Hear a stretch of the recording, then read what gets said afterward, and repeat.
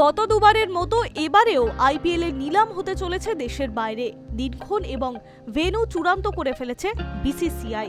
সরকারি ঘোষণা না হলেও এবারের আইপিএল এর নিলাম আবুধাবিতে করার সিদ্ধান্ত শিলমোহর দিয়ে ফেলেছে ভারতীয় বোর্ড, এমনটাই খবর বোর্ড সূত্রে। গত দুই সংস্করণ নিলাম হয়েছে যথাক্রমে দুবাই এবং জেদ্দায়। এবার মধ্যপ্রাচ্যের 3 শহর ছিল দৌড়ে। শেষ পর্যন্ত ঠিক হয়েছে দুবাইয়ে বসবে এবারের নিলামের আসর, যেখানে এক ঝাঁক ভারতীয় ও বিদেশি ক্রিকেটারের ভবিষ্যৎ নির্ধারিত হবে। আগামী 16ই ডিসেম্বর আবুধাবিতে বসতে চলেছে মিনি নিলামের আসর। অন্যান্য মিনি নিলামের মতো এবারও একই দিনে শেষ হবে নিলাম প্রক্রিয়া।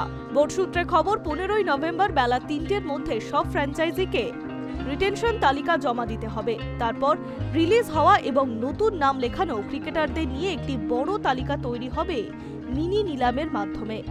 সেই তালিকার মধ্যে ফ্র্যাঞ্চাইজিগুলিকে বলা হবে তাদের আগ্রহের তালিকা জমা দিতে।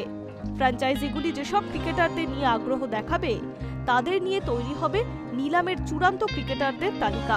সেই তালিকা থেকে 16ই ডিসেম্বর ক্রিকেটার কিনতে পারবে ফ্র্যাঞ্চাইজিগুলি।